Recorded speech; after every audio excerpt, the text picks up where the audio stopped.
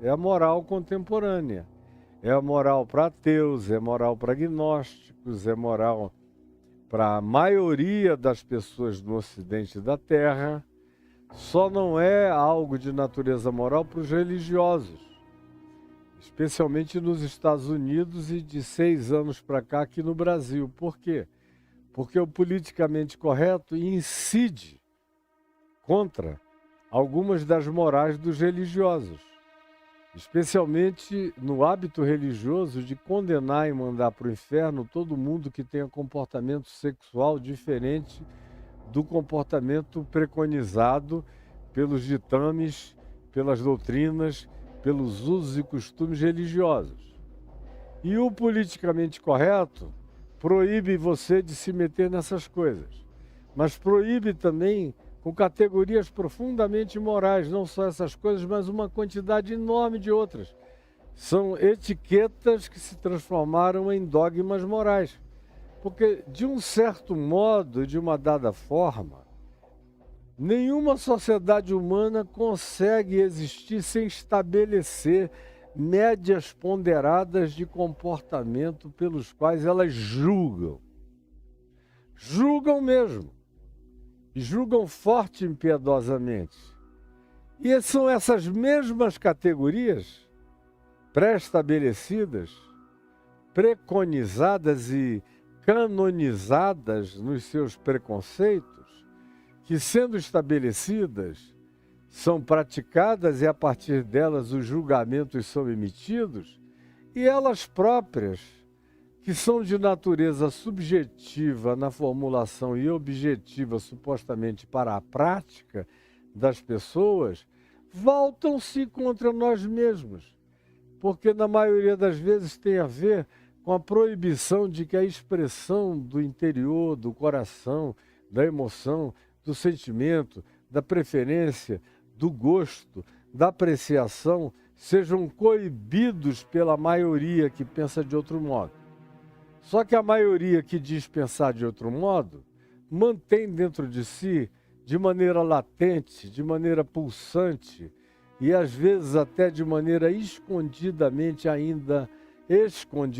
porém já com potencial compulsivo, vontades, desejos, caprichos, taras, parafilias, idiosincrasias que estão sendo contidas, abafadas por causa da imposição moral circunstancial, mas que o cara no privado, no particular, no escondido, onde não tem ninguém vendo, onde ele não pode ser reportado nem percebido, ele pratica como um bom hipócrita. E chega o dia em que alguém vê. Chega um dia em que a bandeira escondida aparece. Chega um dia em que o elemento guardado sob chaves e chaves e chaves de discrição é delatado. E aí a hipocrisia grita. Ah! E você passa a ser julgado exatamente pela intensidade, pela temática, pela ruindade, pela agressividade com a qual você julgou a todos. Isso tudo recai sobre você e recai pior, porque ainda vem sob a alcunha da hipocrisia mais deslavada e nojenta que alguém poderia praticar. Isso aos sentidos humanos, quanto mais diante de Deus, para quem você é um flagrante. Aí ontem eu dei ênfase na realidade de que, ao invés de julgar para fora o próximo, nós somos chamados a nos julgarmos a nós mesmos, para o lado de dentro. Eu introduzi esse tema anteontem, e ontem eu fui e entrei nele. Citei Carl Jung, citei a dificuldade humana de aceitar essa autopercepção, de se julgar a si mesmo, de olhar para dentro do próprio coração, de se examinar, e eu falei do significado da palavra grega usada por Paulo lá em 1 Coríntios 11, no episódio da ceia, quando ele diz, examinai-vos a vós mesmos, e a palavra era aquela usada para jogar uma moeda contra um mármore ou uma pedra, para se avaliar a densidade e a natureza dela para ver se era um material não falsificado. Se carregava de fato os conteúdos prometidos como moeda e como valor. É o que Paulo usa dizendo: avaliem-se, julguem-se, deixem que o ser de vocês seja abalroado pela verdade do Evangelho, para que vocês se compreendam, se entendam, se discernam, se percebam, se ouçam, saibam de que material vocês são feitos, de que significados vocês são constituídos. O juízo não é para fora, o juízo é para dentro. Para fora, Jesus disse, pelos seus frutos os conhecereis. Não para a gente ficar acusando ninguém, mas para a gente aprender a se defender do lobo vestido de ovelha, do malandro disfarçado de santo, do pseudo-piedoso que só pratica não piedade, mas peidades fétidas e dissimuladas, para a gente escolher amizades que não sejam fingidas, para a gente decidir pastores para nós que não sejam enganadores, sacerdotes que não sejam dissimulados, lideranças que não sejam hipócritas e mentirosas, que querem apenas as vantagens da nossa participação. Foi para isso que Jesus disse, pelos frutos os conhecereis. Mas não é para botar ninguém no inferno, não é para assinar nenhum tratado escatológico de juízo contra ninguém, não é para nada disso. Energia dentro de mim para avaliação deve ser para minha autoavaliação, para que o beneficiário seja eu, ao invés de que eu me torne juiz togado do meu próximo, o que só me traz juízos humanos e juízos espirituais e juízos escatológicos contra mim. Bom, se você não entendeu o que eu falei durante 3 dias seguidos, I rest my case. Mas dito está e gravado também, para quem quiser aí na minha plataforma no YouTube.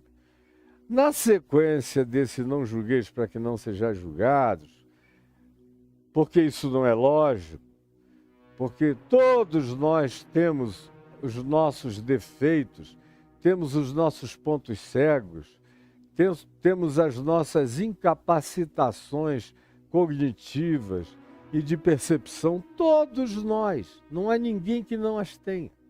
É que Jesus disse, por que você se oferece para ser o oftalmologista do seu irmão, para tirar cisquinhos do olho do seu irmão quando você carrega uma trave, um pedaço de pau enorme enfiado no seu, e de uma hipocrisia, no nonsense absoluto, de uma falta de vergonha na cara, de hipocrisia deslavada, você se oferece para dizer, deixa eu tirar o cisco do teu olho.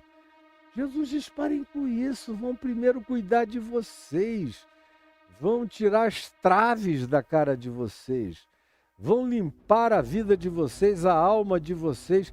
Quem sabe depois vocês conseguem ajudar alguém, se alguém reclamar que está precisando de ajuda. Do contrário, não se metam assim. E aí falei longamente sobre o fato de que só é possível fazer essa viagem para dentro de nós, sem surtarmos. E é por isso que a maioria não tem coragem de fazer a viagem para o interior, para o coração, porque não aguenta as suas próprias assombrações, as suas sombras pessoais, os seus monstros dissimulados, mascarados e escondidos. Não tem coragem desse enfrentamento. Não entram, portanto, na caverna do centauro, no labirinto, porque não tem a referência para sair, têm medo de ficarem completamente presos lá dentro, na confusão dos seus próprios seres. Isso é angustioso e a maioria é completamente acovardada. Eu disse que essa viagem para dentro a gente só consegue fazer com saúde, com benefício, e dela sair melhor e curado e sarado e melhorado todo dia se a gente a fizer na graça de Deus. olhando para nós mesmos com a mesma misericórdia com a qual Deus nos vê, sob o mesmo olhar de graça, de favor imerecido, de bondade divina, de perdão garantido, com a certeza de que o nosso escrito de dívida que havia contra nós foi cancelado, rasgado, encravado na cruz, que está tudo pago, que eu não tenho que ter medo de diabos, nem de demônios, nem de sociedades acusadoras, nem de nada, nem de coisa alguma, nem de mim mesmo, contra mim mesmo. Se eu vivo na graça de Deus, se eu sei o que Cristo Jesus fez por mim e que está tudo pago e liquidado, eu estou perdoado e sou eternamente perdoado e que minha questão está eternamente resolvida, aí eu tenho capacidade de entrar em mim, sem medo de mim, sem ter que me dissimular, sem ter que me mascarar para mim mesmo. Eu posso me examinar e penetrar em todos os escaninhos do meu ser. E aí é o momento da minha cura profunda, interior, diária, gradativa, contínua, constante. Foi quando eu falei daquele arrependimento que não carrega dor. Não é como aquele arrependimento inicial que vem carregado de muita dor, muito misturado com remorsos doídos. Depois que você cresce em Cristo e que você aprende a autópsia de si mesmo, porque, como eu disse várias vezes nos dias anteriores, a autópsia deveria ser etimologicamente a capacidade da gente se abrir, a gente se autoexaminar, por isso é autopsia. Não é biópsia que eu faço um no outro. Em mim é autópsia, eu tenho que me autopsiar, olhando para dentro de mim mesmo. E só eu posso fazer. Algumas vezes com a ajuda de alguém muito sério, experiente, maduro e preparado. E de preferência bem distante de mim, para não criar vínculos que se tornem posteriormente perniciosos, nem acusativos, nem degradantes, nem de nenhuma outra natureza. Agora, quando você é maduro, eu disse, você faz isso todo dia. Você se autopsia, você olha e você vai vendo a quantidade de esconderijos, de coisas na sombra dentro de você. E você entra com luz para dentro de você mesmo. E aí você se ilumina para dentro. E diz, na tua luz eu vejo com luz quem eu sou. Porque tudo que se manifesta vira luz, deixa de ser a sombra da caverna de Platão, vira algo real e concreto e dimensionado no tamanho que seja, tratável com as possibilidades de tratamento que me são oferecidas pelo Evangelho. O Evangelho é uma boa nova que começa, antes de tudo, fazendo bem ao meu ser interior mais profundo, tratando de mim a partir das minhas entranhas e das minhas vísceras mais escondidas. E aí, depois de falar muito a respeito disso, eu encerrei o dia de ontem sobre esse assunto. E hoje, na continuidade, aparentemente, a gente chega no verso 6 e parece que o verso 6 caiu aqui de paraquedas. Pá! Que veio de lugar nenhum. Jesus estava falando, aí de repente ele pegou um assunto que vinha passando assim e jogou aqui. Pá! E o que o verso 6 diz? Não deis aos cães o que é santo, nem lanceis ante os porcos as vossas pérolas, para que não as pisem com os pés e voltando-se vos dilacerem. É interessante essa aparente interpolação, quando Jesus vem falando de tantas outras coisas. E do capítulo 6 para cá, ele vem falando sobre a artificialidade da vida, das orações, das ajudas econômicos, sociais aos outros, a entrega da busca do verdadeiro jejum, que deve ser praticado da maneira mais natural possível, sem que ninguém saiba. E de acordo com Isaías 58, melhor do que o jejum que nos faz não comer é o jejum que nos ensina a dividir a nossa comida com o pobre. Nós já vimos tudo isso aqui, aí de repente entramos na questão dos significados, dos valores, de que não dá para servir a dois senhores, não dá para servir a Deus e as riquezas, que a gente tem que decidir o que vem primeiro, tem que ressignificar totalmente a vida, porque querer criar uma equivalência entre Deus e os outros deuses, e não há nenhum outro Deus mencionado por Jesus nos evangelhos, a não ser o dinheiro, a não ser Mamon.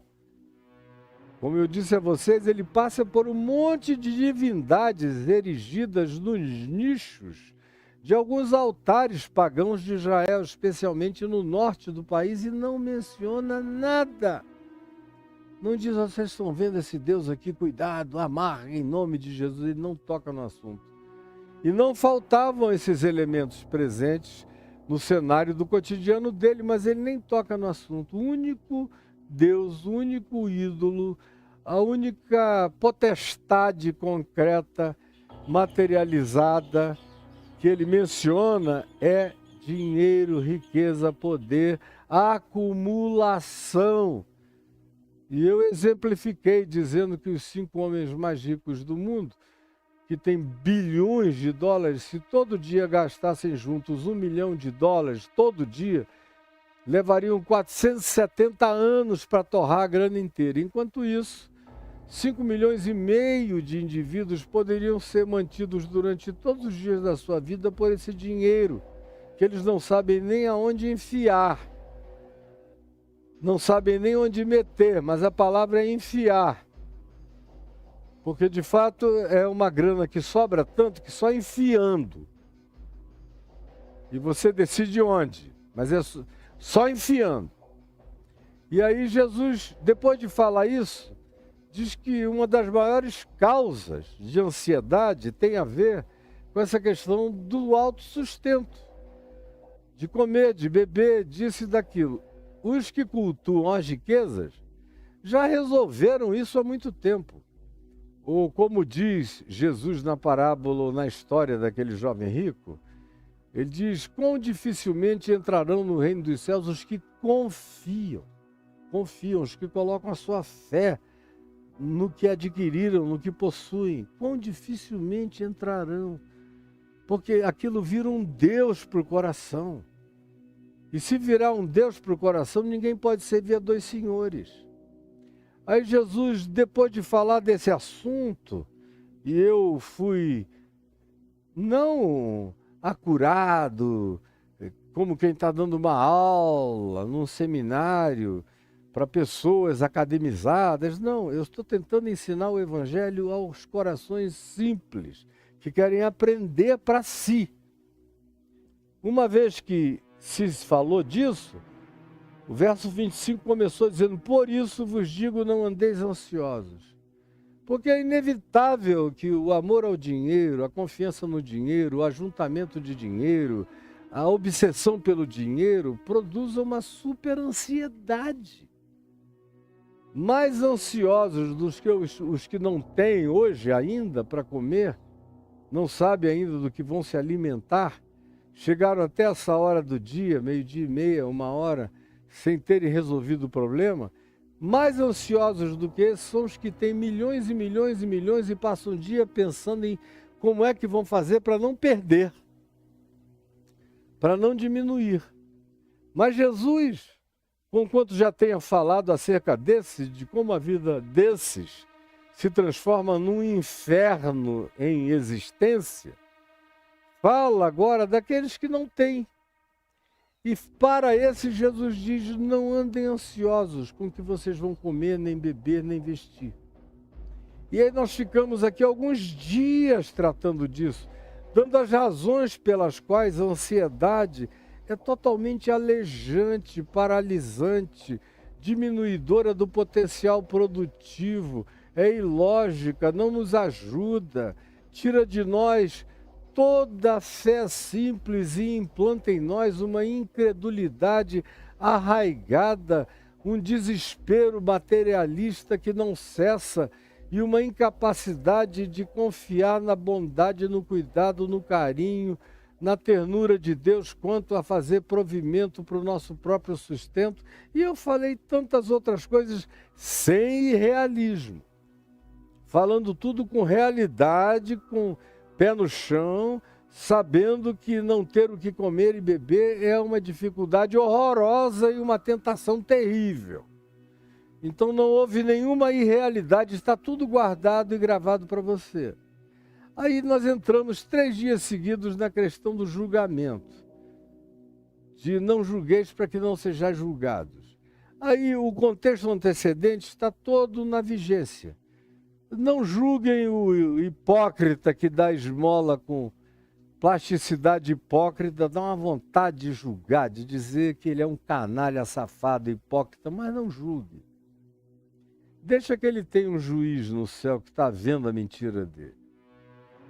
E tem muita gente de olho aberto, enxergando também a mentira dele.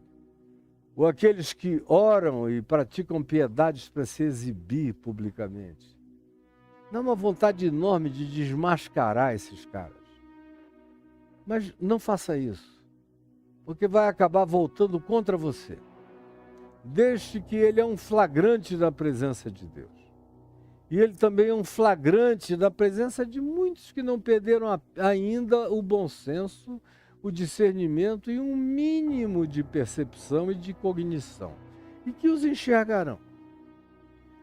Aí Jesus ensina a orar e diz, olha, não caiam nessa das vãs repetições, nem de pensar que é pela audição que se faça repetir numa oração que os outros podem ouvir, que vocês serão ouvidos por Deus, porque sejam ouvidos pelas pessoas o dia inteiro repetindo a mesma coisa. Não é assim. Entra no teu quarto e fala com teu pai que está em secreto, e o teu pai que vem em secreto te recompensará. Aí a gente entrou na questão do dinheiro. E dá uma vontade enorme de julgar, de abrir a boca. Parece que a gente ganha uma permissão especial para falar mal de quem acumula, tem, não compartilha nada com ninguém. Mas não julguem, porque não importa a relevância do julgamento de vocês. Não julguem, vocês não foram constituídos para isso. Além do que, se ele carrega, esse indivíduo carrega esses problemas na vida dele, você, na sua, carrega os seus também. Ainda que você não seja um rico, você seja um pobre, mas você também tem as traves nos seus olhos que você não enxerga. Todo mundo tem. Então deixem o juízo para quem é o reto juiz. Olhem apenas os frutos da vida. Se é um espinheiro, não vai dar uvas. Se é um espinheiro, não vai produzir maçãs. Se é um espinheiro, não vai produzir figos. Então, pelos seus frutos, vocês ficam sabendo quem eles são para defenderem-se e não serem ingênuos em relação a essas pessoas, mas não para julgá-las, não para botá-las no inferno, não para escatologizar a vida de ninguém.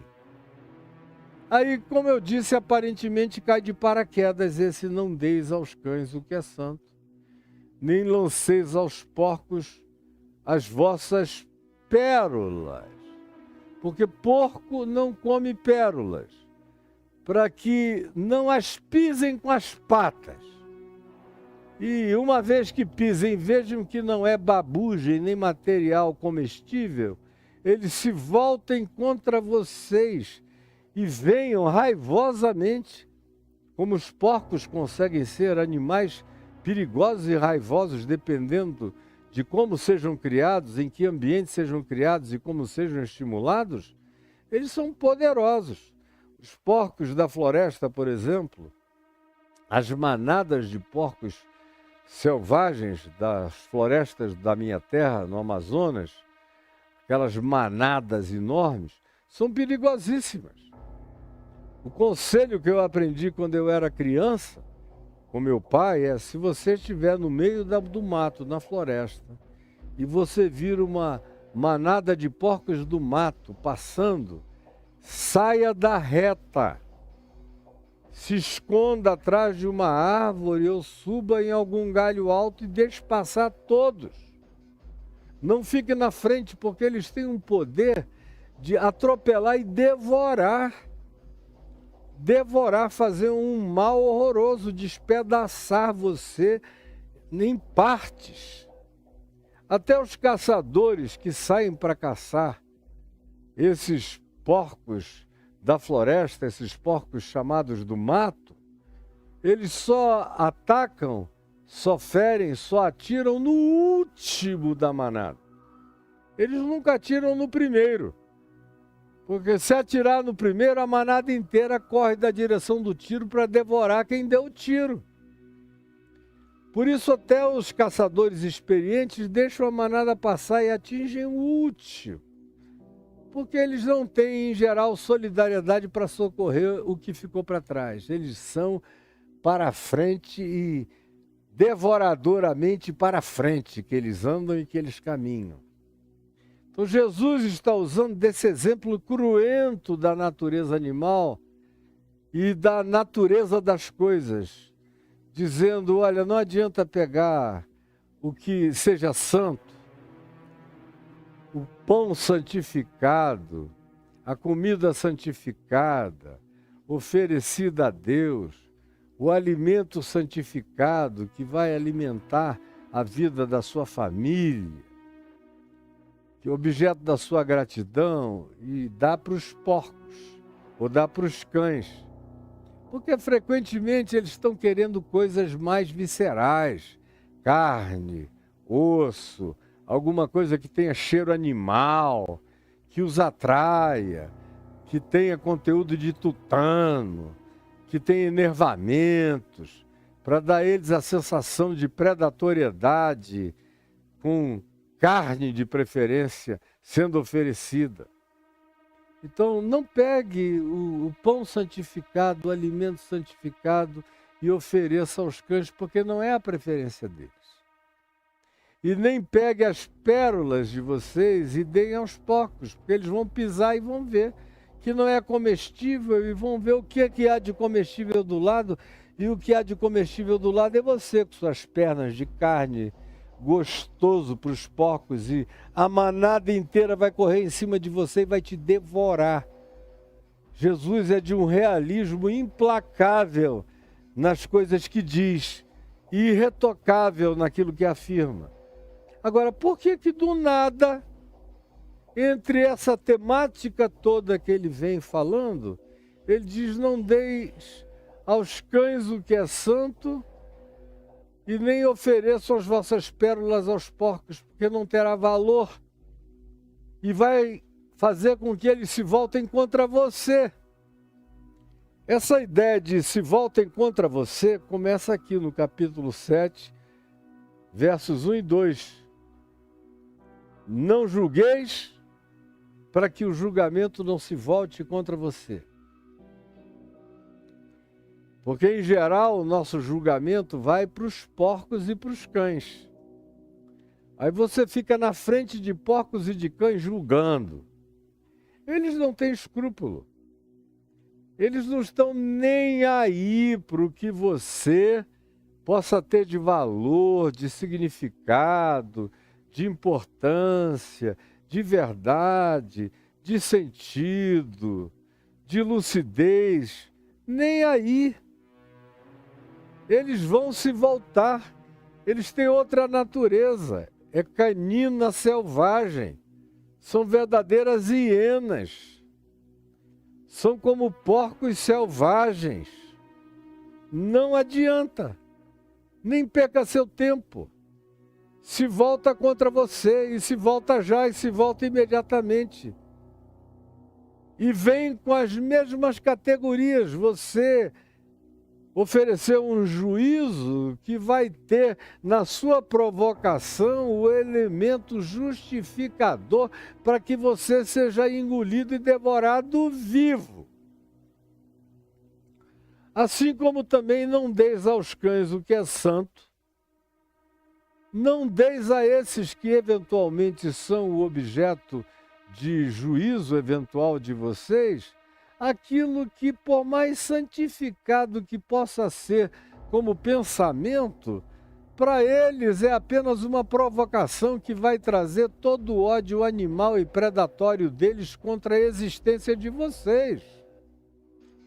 É como você, na melhor das intenções, porque tem gente que diz, não, eu julguei com uma ótima intenção, eu queria salvar essa pessoa. Mas você está lidando com um agente, um elemento, uma entidade suína, predatória, selvagem, como os porcos do mato, que vão se ajuntar contra você e se ajuntam e vêm, devoram e comem você vivo. Então, a única coisa anterior a essa declaração, que apresenta uma relação de causa e efeito, é esse não julgueis para que não sejais julgados, porque com a medida com que medides sereis medidos, sereis pesados, sereis avaliados, sereis consumidos. Então não façam isto. Além do que, não sejam hipócritas. Porque todo mundo tem o que reparar em si mesmo. Por isso, gastem a energia dessa reparação em vocês próprios, nas suas próprias vidas, no seu próprio coração. E aí foi a temática de ontem, que eu já fiz uma pequena rememoração, um pequeno sumário agora nessa introdução. Mas eu continuo me perguntando com você, por que isso cai aqui de paraquedas do nada? Não deis aos cães o que é santo, nem lanceis aos porcos as vossas pérolas, para que eles não pisem com as patas deles e vejam que não é comestível, e voltem-se contra vocês e devorem vocês vivos. Devorem vocês vivos. Ora, além do contexto do não julgueis, tem todo o resto do contexto anterior, onde Jesus está dizendo, vocês estão lidando com gente perigosa. O hipócrita é um cara extremamente perigoso. Pouca gente é tão perigosa quanto o hipócrita. E Jesus está batendo nesse tema da hipocrisia recorrentemente, já faz algum tempo. E aqui no capítulo 6, de maneira extremamente forte. Mas antes do capítulo 6, ele já vinha falando, olha, não resistais ao perverso. Cuidado, perverso é perverso. Vive e se alimenta de perversidade. Não vos vingueis a vós mesmos, porque vingança produz resposta de vingança insaciável.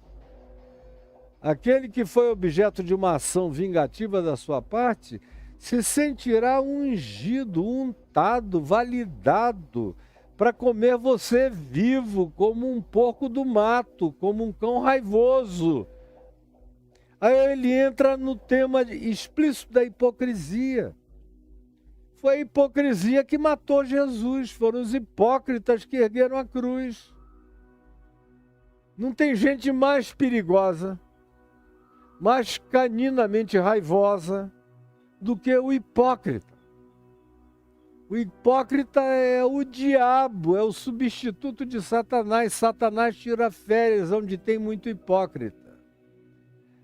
Satanás vai para Aruba, Satanás vai para qualquer outro lugar, vai para o Caribe descansar no meio de uma congregação de hipócritas. Ele diz, deixa eu deixá-los trabalharem à vontade, porque eles têm toda a expertise para fazerem males indefiníveis, indecorosos e indizíveis. O hipócrita é tenebroso. E a maioria de nós lida com hipócritas. Eu lidei com hipócritas a maior parte da minha vida, porque não há ninguém que queira trabalhar com a fé. E eu hoje em dia já tenho agora, desde 1998, eu lido com a fé daqueles que eu encontro querendo genuína fé do lado de fora do lado de fora das pocilgas religiosas, do lado de fora dos chiqueiros religiosos. Eu lido com a fé no mundo. Como disse John Wesley, quando queriam botá-lo dentro de uma paróquia fechada, contida, diminutiva, mediocrizante, num container, dentro do qual ele deveria ficar preso e cumprir o papelzinho dele dentro daquelas 4 paredes, e ele disse não. O mundo é a minha paróquia. Que foi o que Jesus ensinou, ele só estava repetindo o que Jesus disse. Nós somos o sal da terra, a luz do mundo, portanto o mundo é a minha paróquia. Quando ele disse, Pai, eu não te peço que tu os tires da paróquia que é o mundo, não os tires do mundo, e sim que tu os livres do mal. Como ele também disse, ide por todo o mundo é a paróquia. Como a parábola do joio e do trigo não acontece entre 4 paredes. Quando indagado, ele disse, o campo onde cresce o joio e o trigo é o mundo. O mundo é a minha paróquia. E de 98 para cá, eu me dediquei exclusivamente à minha paróquia mundana, à minha paróquia terráquea, à minha paróquia planetária. Falando para fora. Eu falo para dentro porque tem gente de dentro aqui me ouvindo.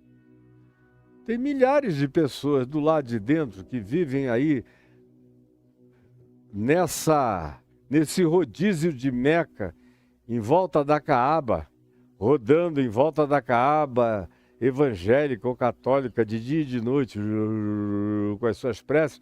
Tem milhares aqui me ouvindo. Agora, a minha preferência, a minha destinação missional é para fora.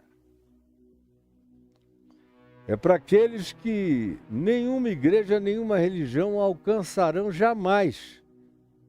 Esses são os meus prediletos, os meus preferidos, aos quais eu me designo na presença de Deus, dizendo, eis-me aqui, envia-me a mim.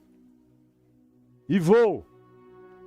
E eles me ouvem, me acolhem, me atendem, prestam atenção, se convertem e eu os batizo em nome do Senhor Jesus. E não digo para ninguém. E de preferência não digo para que eles não sejam molestados pelos cães e pelos porcos. São pérolas que eu guardo. São tesouros que eu nem divulgo para que não venham ser molestados. Eu fico vendo as pessoas falarem mal de gente que já andou anos-luz na frente deles na compreensão do Evangelho, só porque não se congregam em lugar nenhum. E eu ouço e não digo nada sobre os avanços que essas pessoas estão fazendo para poupá-los de serem molestados por esses religiosos que no dia que souberem que eles até batizados já foram, e que são pessoas influentes, poderosas, famosas, significativas, importantes, no dia seguinte vai ter gente na porta querendo abusar, querendo tirar, querendo tomar, querendo oferir algum benefício, querendo perturbar, querendo fazer deles prosélitos, querendo fanatizá-los.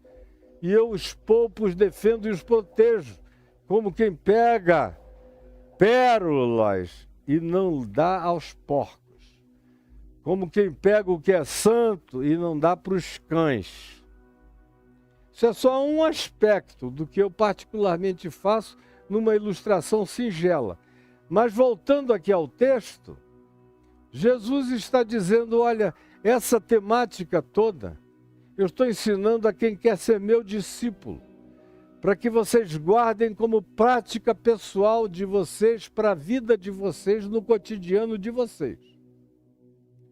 Mas não caiam na ilusão de que tudo isso vai ser acolhido de maneira benfazeja, bem recebida, querida, notada, acolhida, privilegiada pelos cães e pelos porcos da sociedade humana, porque não serão.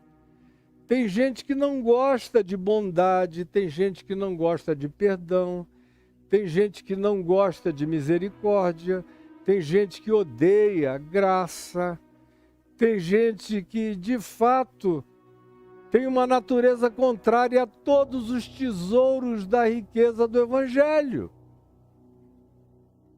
Então não adianta, por causa da sua decisão ingênua, achar que você vai mudar a natureza dos outros do dia para a noite, porque você não vai.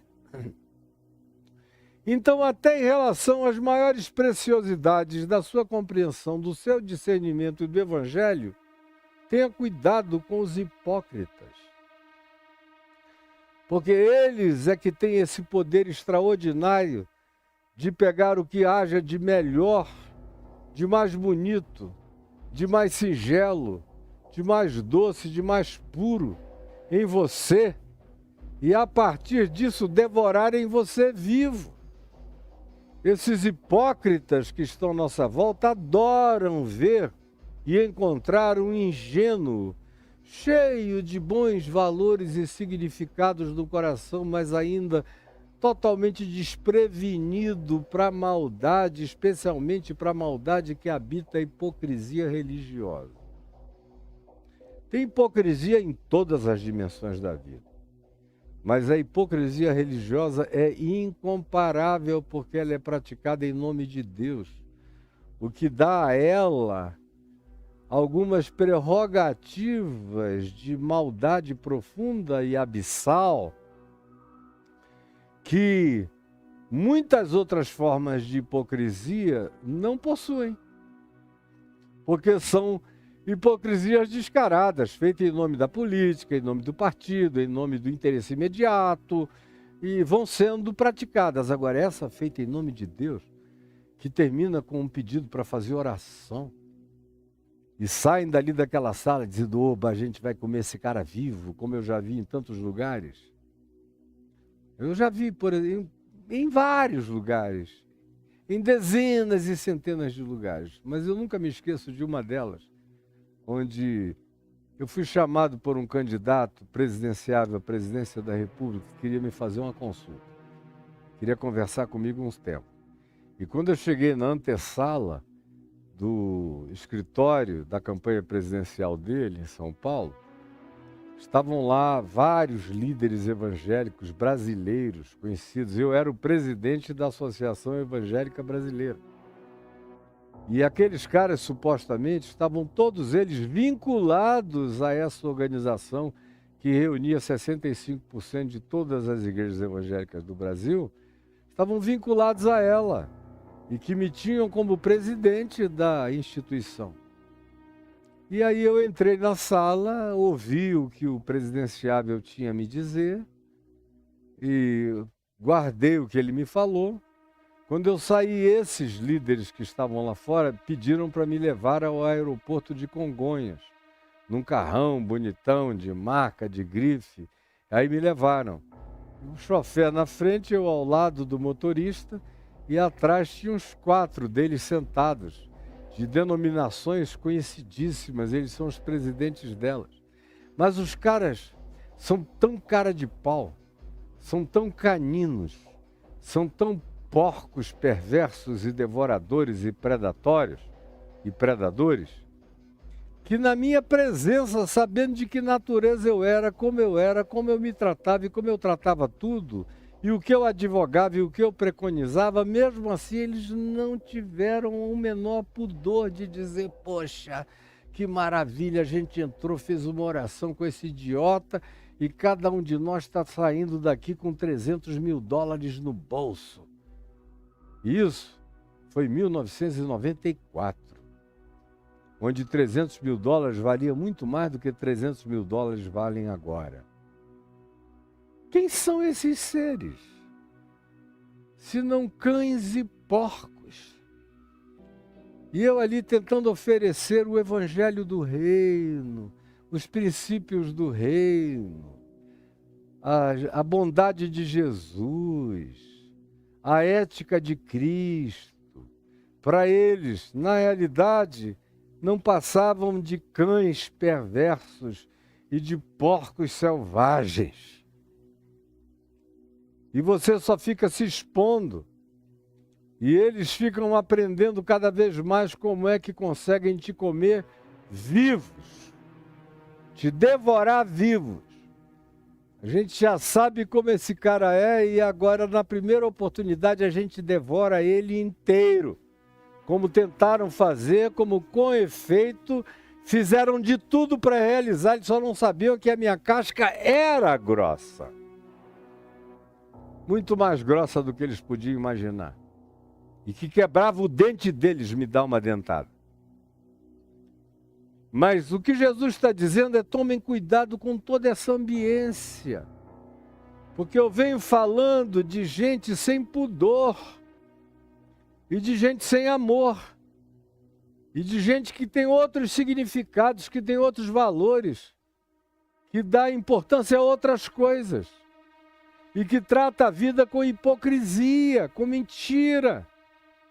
O que eles chamam de meu banquete é o que você, no Evangelho, chama de babugem, chama de pocilga, chama de chiqueiro, mas eles chamam de minha igreja, eles chamam de minha congregação, eles chamam de meu povo, eles chamam de meu ministério, eles chamam de meu reininho de Deus. Então, cuidado, abra o olho, porque eu estou falando de coisas e vinculando-as a determinados tipos de criaturas humanas que de humano tem apenas a aparência. Mas eles não carregam dentro dele nenhuma natureza humana. Eles se tornaram entes com fisionomia humana e natureza canina. Se tornaram pessoas com aparência humana e natureza suína, selvagem, perversa, devoradora. E o que para vocês é valor, para eles é o que eles desprezam. E o que você não quer para você é tudo que eles querem para eles. Então tome cuidado, porque vocês vão viver num mundo de disparates, de antíteses, de antagonismos. E vocês vão ter que trafegar no meio disso tudo e precisam aprender a fazer isso com sabedoria, com bom senso, com prudência, com discernimento e com realidade. Não sejam ingênuos, não sejam tolos.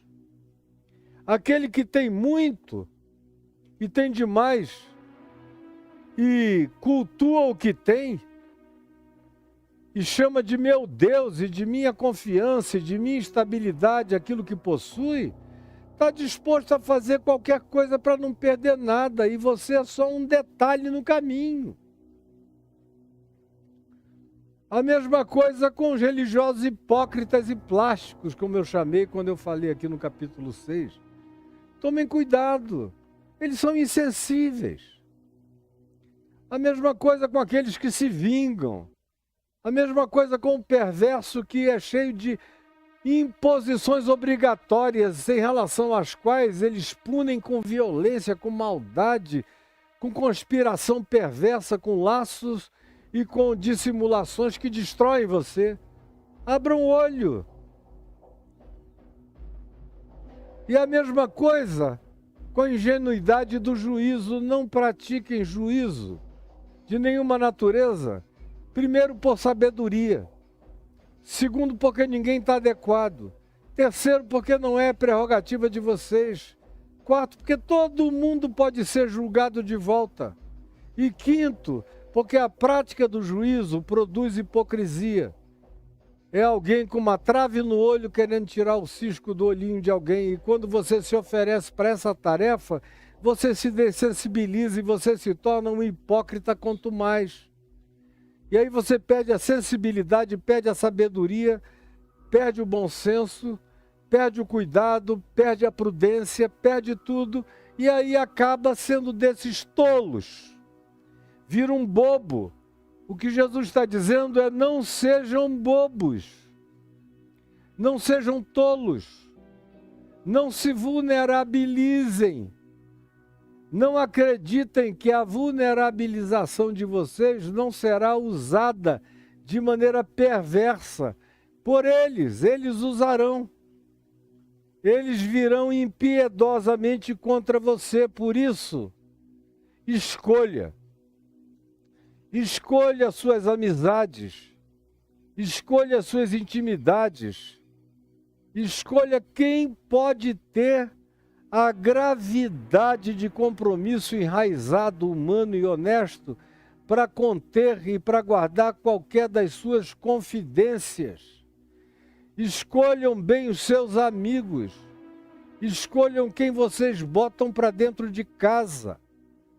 Escolham que bocas vocês beijam, com que línguas vocês trocam salivas. Escolham para quem vocês abrem a perna. Ou escolham em que e em quem vocês se introduzem. Escolham quem vocês levam para debaixo do mesmo teto. Escolham quem vocês deixam sentar à volta da sua mesa. Escolham quem vocês convidam para dentro da casa de vocês. Escolham quem é que pode ter permissão para penetrar a intimidade da família de vocês. Prestem atenção em todas essas coisas, para que vocês não estejam pegando as melhores e maiores e mais graciosas preciosidades da vida de vocês, como quem dá o que é santo aos cães que desprezam o que vocês valoram, o que vocês significam e o que vocês emprestam e atribuem significado, enquanto eles desprezam completamente. Cuidado para que vocês, num afã ingênuo, não ofereçam as suas preciosidades, as suas pérolas, os seus tesouros, as suas riquezas, as suas intimidades, as suas preciosidades do coração, da intimidade a qualquer um. Cuidado com quem você abre a alma. Cuidado quem é que você elege para ser o seu conselheiro. Cuidado com aquele que você diz, esse é meu amigo e sabe tudo de mim, conhece até as minhas pregas. Cuidado. Cuidado. Nós vivemos num mundo onde há gente boa e onde há uma quantidade absurda de gente cada dia pior, cada dia mais ruim.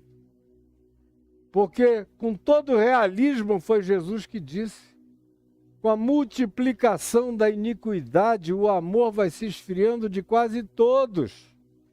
Chega uma hora em que o amor seca, some, desaparece.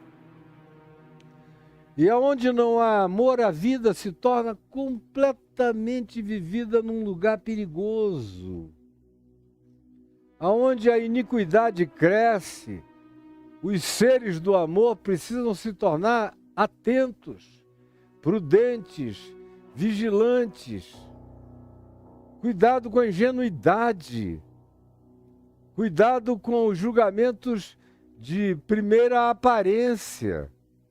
Cuidado com as falsas impressões. Ou cuidado com essa perspectiva salvadora, messiânica, que entra e habita o coração de muita gente, que diz, cãozinho raivoso, tão bonitinho, gostei das manchinhas dele. Comigo ele vai ser diferente. Eu vou adestrá-lo, amansá-lo e ele vai se tornar um cão mimoso, sem saber que ele sofre de raiva crônica.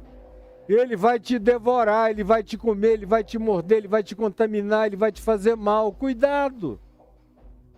Preste atenção. Seja precavido. Seja, portanto, prudente. Dê tempo ao tempo. Veja, examine, preste atenção, não se apresse, não seja ansioso para fazer inclusões, para ir tentando fazer as coisas crescerem sem critério, sem qualificação, sem exame, sem convívio, sem relação. Preste muita, muita atenção para que você não chame para dentro da sua vida bestas, feras devoradoras. E eu lido todo dia, há anos, há décadas, há meio século, com gente que não tem nenhum espírito de cuidado, de sabedoria, nem de prevenção. E que acha que tem o poder de adestrar cães raivosos, sofrendo de raiva.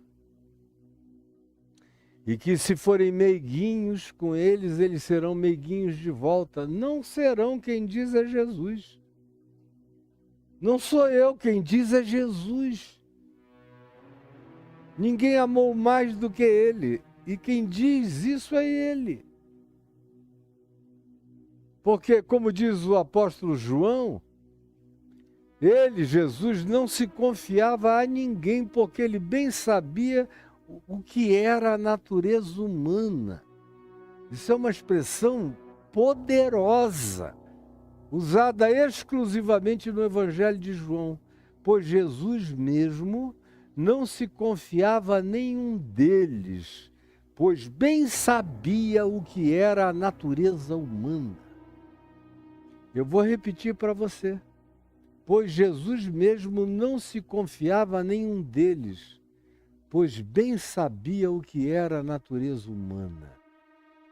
Sempre soube que tinha um traidor entre eles. Sempre soube do potencial de tudo em todos. Mas botou ao lado dele aqueles que podiam ser trabalháveis.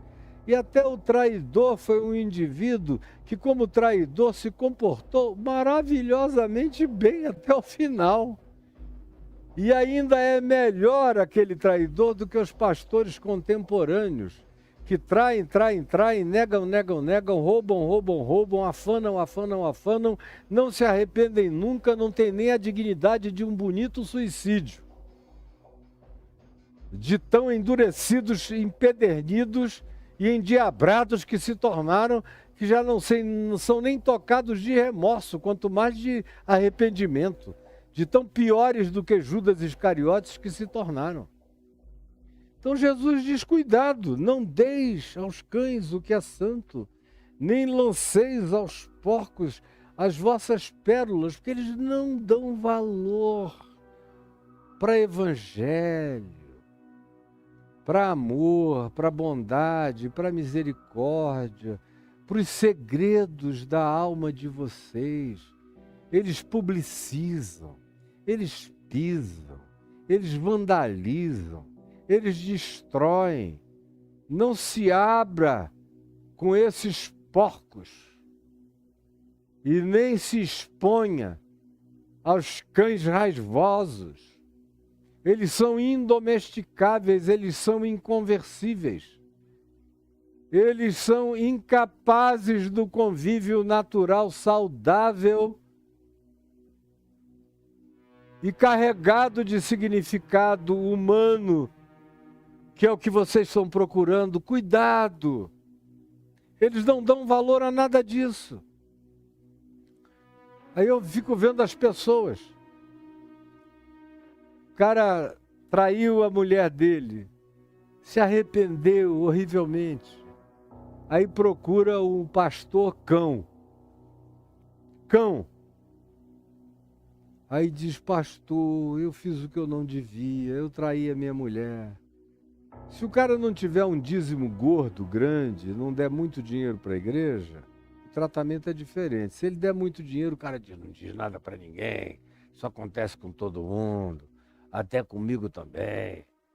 Não vou nem te contar porque não vale a pena, mas meu Deus, essas mulheres estão com a bunda cada vez mais bonita, as coxas mais gostosas, estão vindo para a igreja de maneira sedutora, insuportável, provocando a gente, homens. Então, isso aí, se você tiver um dízimo gordo. Mas se você for um pé rapado, só sofrendo, porque traiu sua mulher e está arrependido, você vai ser levado e jogado lá na frente.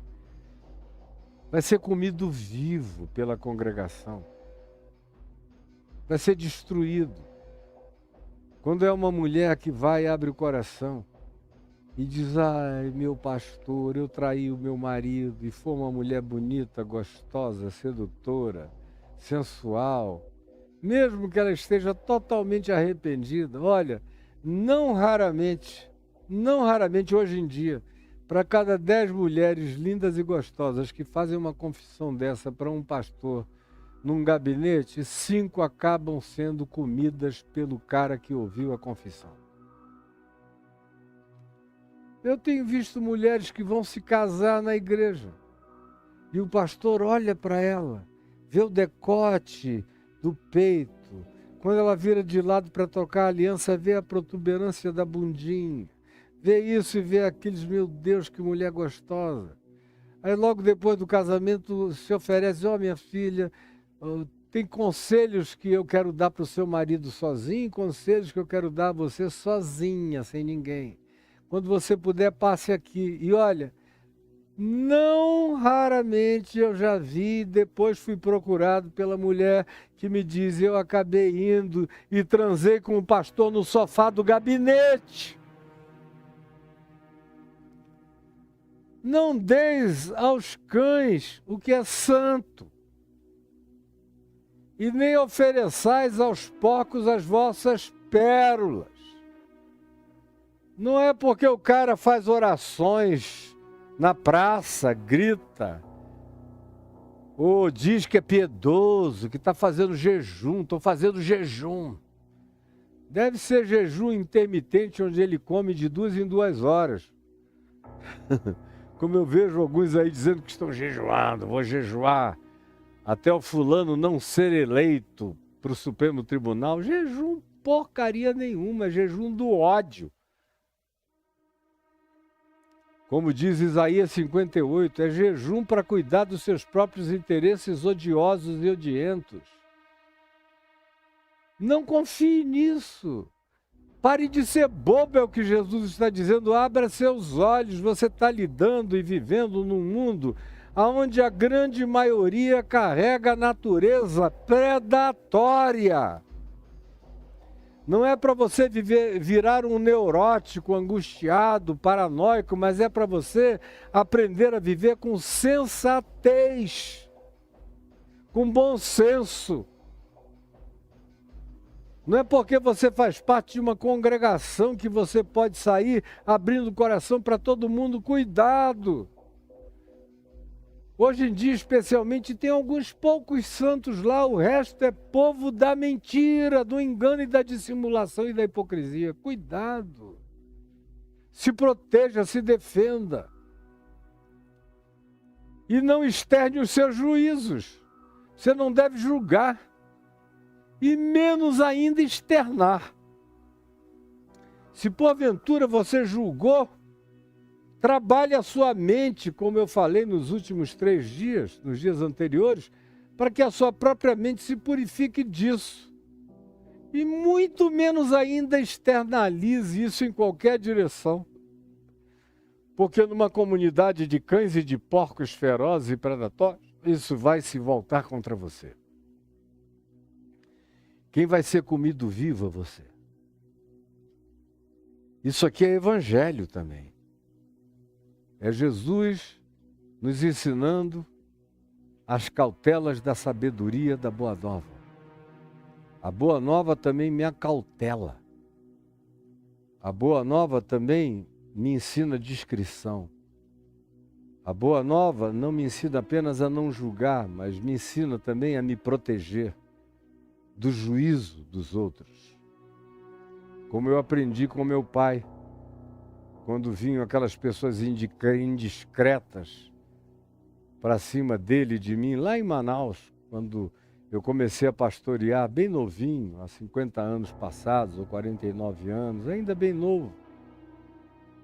E as pessoas vinham com indiscrições e meu pai olhava, ouvia a história inteira, do final: hein, pastor? Aí meu pai dizia: meu filho, nada a esconder e também nada a declarar. Deus te abençoe, vai em paz, vá trabalhar. E era só isso. O cara ficava querendo arrancar com fórceps.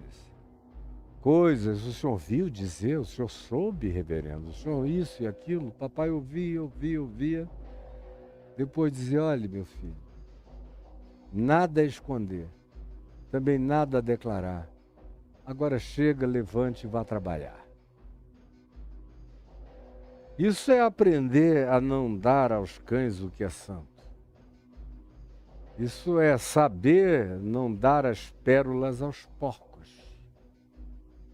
Porque o resultado de fazer isso, na ingenuidade, na tolice, na falta de sensatez, de sabedoria, é que você pode se oferecer para ser devorado vivo pela maldade humana que está espalhada por toda parte, em todo lugar. E eu já falei hoje muito tempo, já passei do meu próprio horário, mas já disse o bastante e o suficiente nessa sexta-feira, para você guardar essa palavra de sabedoria, de sensatez de Jesus no seu coração, para se proteger, para não se vulnerabilizar. Isso serve para tudo, como eu disse. Veja qual é a boca que você beija, para quem você abre a perna, aonde é que você se introduz, em que cama você deita, quem você chama para debaixo do seu telhado, quem você diz, esse é agora o meu mais novo melhor amigo. Cuidado, vá devagar, vá com calma, não custa nada. Como diziam os antigos, tem que comer um saco de sal juntos para ter uma ideia mínima de quem seja a pessoa. Não vá acelerando e se apressando nos dias da digitalidade e das redes sociais. Todo mundo vira amigo do dia para a noite. Você não sabe nem quem é a pessoa. Não conhece nem o CC dela. Não conhece o hálito dela. Não conhece nada dela. Quando ela desliga aquele botão, você não sabe quem ela é nem o que ela faz. Mais do que nunca, não deis aos cães o que é santo. E aí eu fico vendo, você contrata um coach, paga alguns milhares de reais para ser ensinado por um cara que você não sabe quem é. E na maioria das vezes, se você for averiguar quem ele é, você vai levar sustos horrorosos. Porque são todos especialistas em dissimulação. Fazem técnica de dissimulação, de manipulação, de hipnose, de tudo que você queira, de sugestão de massa, de filosofia maquiavélica, de manobras as mais variadas. São seres que aprendem filosofia escolástica para que peguem a sua pergunta e a devolvam contra você mesmo. No fim, você sai pobre, sai frustrado, sai magoado, sai amargurado e ele segue mais milionário, mais bilionário ainda. Cuidado, não deis aos cães o que é santo, nem lanceis aos porcos as vossas pérolas, para que não as pisem com os pés, não desprezem a preciosidade de vocês e, voltando-se com um poder renovado que ganharam, devorem vocês vivos. Jesus, eu te peço que essa palavra falada em teu nome, fundada, calcada, estribada na tua sabedoria, do bom senso divino, no realismo celestial, no diagnóstico de boa parte de como é e de qual seja a natureza humana. Não nos deixes ficarmos neuróticos ou paranoicos ou desconfiados de todos, mas calmos, sensatos, sábios, precavidos e pacientes sempre, dando tempo ao tempo e deixando que a proximidade e as observações, que não prescindem nem de tempo nem de convívio, sejam feitas dentro da perspectiva do que seja razoável para a gente ter conhecimentos mínimos. Porque mesmo tantas vezes, com tanto convívio e achando que conheceu alguém, a gente leva sustos horrorosos, às vezes depois de anos. Quando somos objeto de engano e de simulação profunda de gente que aprende a arte de todo engano, conquista e sedução, para depois que a gente se desarma todo, eles nos comerem vivos. Se acontece até quando a gente é precavido, salva-nos de nos tornarmos esses insensatos e ingênuos que se arreganham para os porcos e os cães e que oferecem os tesouros da nossa alma, que eles desprezam porque eles querem, são as nossas carnes. Eu te imploro que essa palavra, energizada pelo poder do Espírito Santo, esteja fazendo bem, trazendo luz, sabedoria, consciência, proteção, resguardo e construindo uma muralha de fogo de proteção à volta de todo aquele que decida hoje não viver mais como um tolo, um bobo, um ingênuo, manipulável, enganável, levado por qualquer um para qualquer lugar e no final devorado por inteiro, ficando apenas um nada de existência na vidinha dessas pessoas.